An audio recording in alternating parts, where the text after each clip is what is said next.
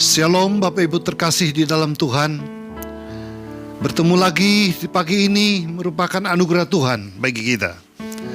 Kita harus percaya janji Tuhan ya dan amin.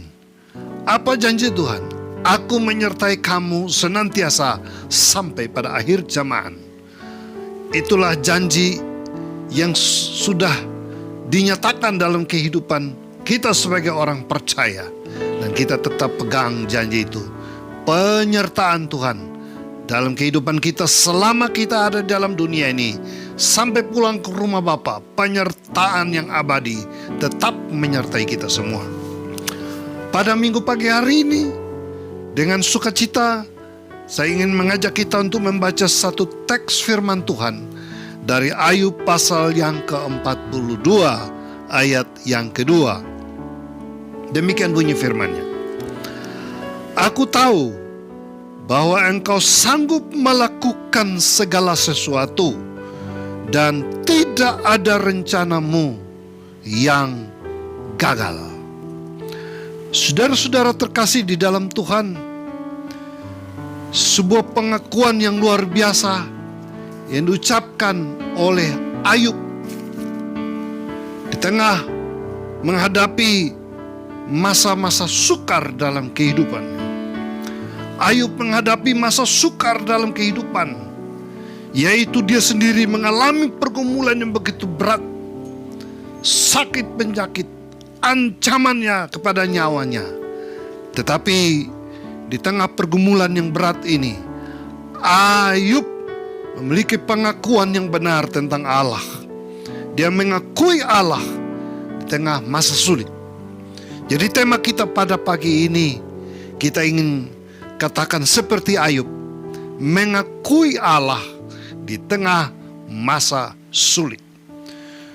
Saudara-saudara, kita berada di dalam dunia, berada pada zaman ini. Di seluruh dunia, bukan hanya di Indonesia, hampir semua orang mengakui bahwa kita berada pada masa-masa sulit. Masa sulit kita hadapi disebabkan karena adanya ancaman virus corona. Dan sampai pada hari ini, dunia masih digelisahkan dengan ancaman ini.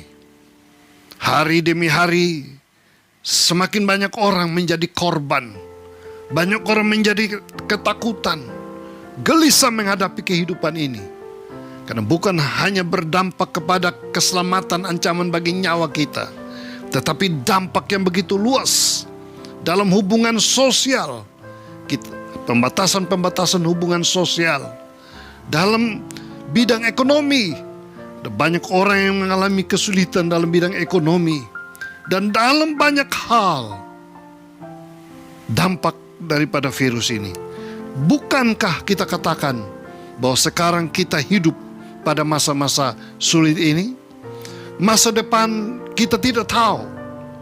Sebagai manusia biasa, siapapun kita di dalam dunia, oleh karena keterbatasan kita sebagai manusia, maka kita tidak mampu memprediksi apapun.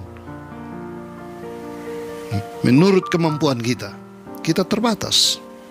Ayub adalah pribadi yang juga terbatas. Dan dia diperhadapkan dengan masa sulit.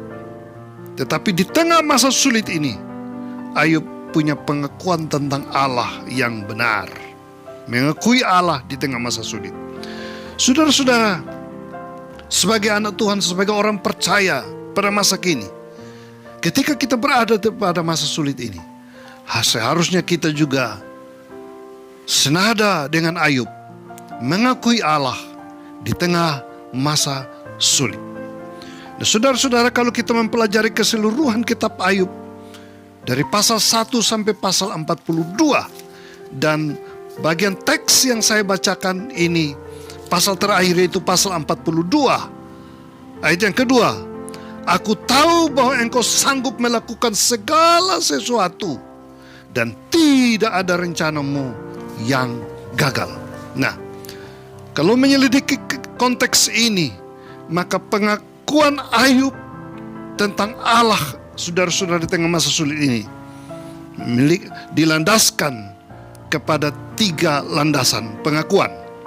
Pengakuan landasan yang pertama yaitu pengakuan didasarkan atas pengetahuan, pengalaman Ayub di masa-masa lalu.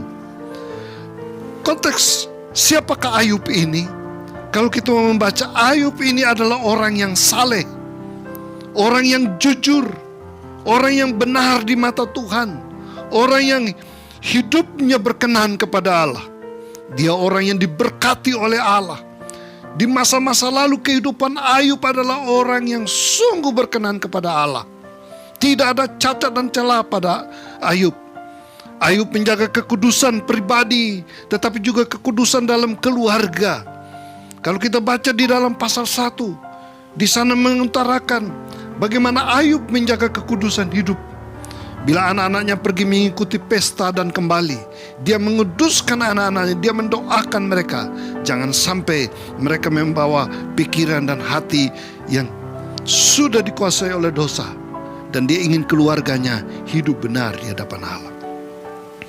Jadi kalau sekarang Ayub mau mengakui tentang Allah, aku tahu bahwa engkau sanggup melakukan segala sesuatu, mengakui peran Allah yang luar biasa ini dilandaskan kepada dasar pengalaman hidup Ayub sebelumnya, yaitu selama ini dia orang yang hidup dekat dengan Tuhan.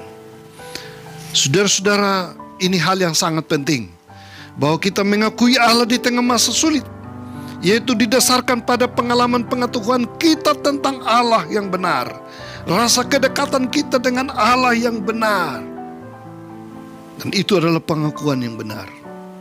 Orang mengakui tentang Allah, kalau tidak memiliki dasar kedekatan hubungan yang benar dengan Allah, pengakuan itu hanya di bibir saja, bukan berdasarkan pengalaman hidup yang begitu mendalam kedekatan dengan Allah.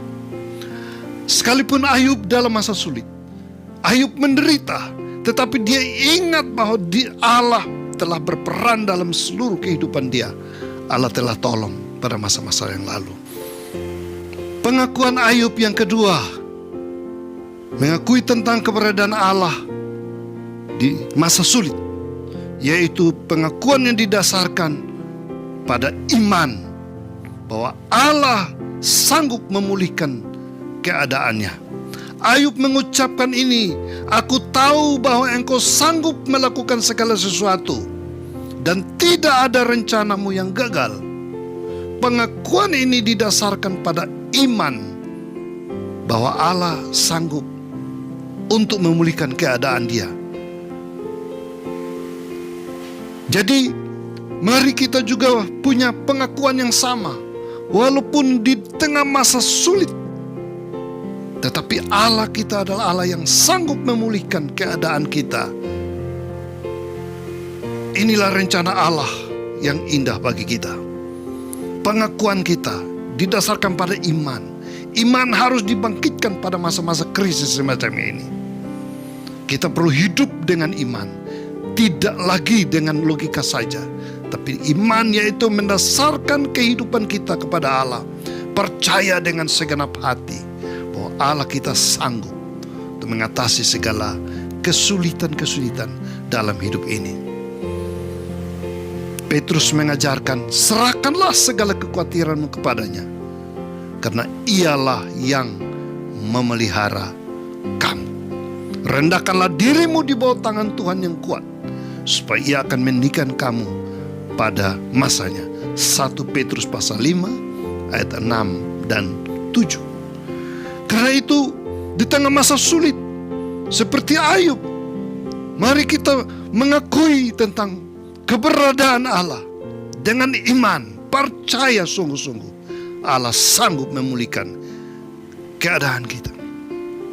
Dalam konteks ini, setelah pengakuan Ayub sedemikian rupa, maka bagian terakhir dari pasal 42 ini, apa yang terjadi? Ayat yang ke-10, lalu Tuhan memulihkan keadaan Ayub setelah ia minta doa untuk sahabat-sahabatnya, dan Tuhan memberikan kepada Ayub 2 kali lipat dari segala kepunyaannya dahulu.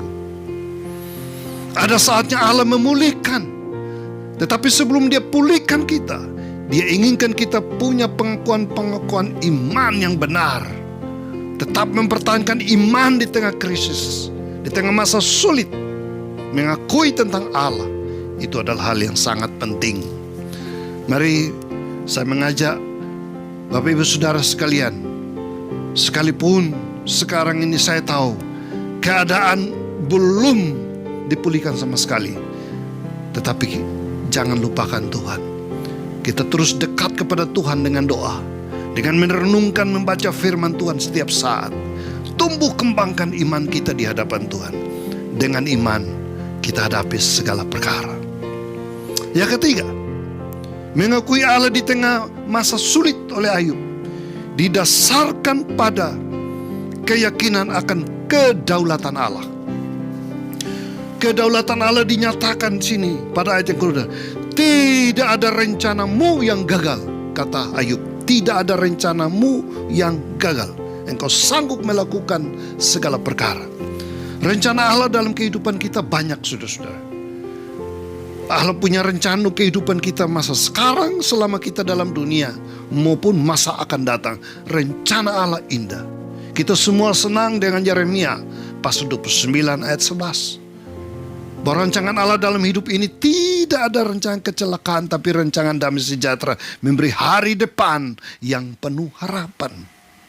Jadi percaya akan kedaulatan Allah, rancangan Allah bagi kehidupan kita.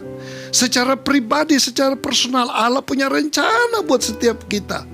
Ini sejak kita di dalam kandungan saja, Yeremia pasal 1 ayat 5. Allah telah mengenal kita, Allah telah menguduskan dan menetapkan kita. Dan Allah sudah punya rencana. Sebelum kita ada di dalam rahim ibu kita, Allah sudah punya rencana. Dan sampai hari ini, kalaupun kita berada dalam berbagai situasi yang sukar dan sulit, percayalah saudara, bahwa Allah punya rencana.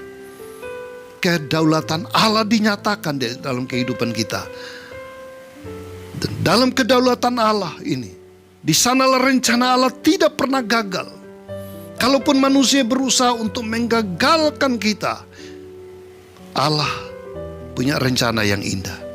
Karena itu Roma pasal 8 ayat 28 mengatakan, Allah juga turut bekerja dalam segala sesuatu untuk mendatangkan kebaikan bagi setiap orang yang mengasihi Dia. Karena itu mari kita mengakui kedaulatan Allah, rencana-rencana Allah yang indah di dalam kehidupan ini, untuk masa sekarang maupun masa depan. Percayalah bahwa semuanya akan indah pada waktunya. Badai pasti berlalu. Ada saatnya kita akan luput atau melewati masa-masa sulit ini. Hukum alam berbicara bagi kita. Ada pagi, ada siang, ada gelap, ada terang. Segala sesuatu ada waktunya. Mari kita percaya kepada Allah, mengakui Allah di tengah masa sulit. Saatnya Allah akan pulihkan kita. Seperti Ayub akan dipulihkan, kita juga ada saatnya dipulihkan oleh Tuhan. Tuhan memberkati kita.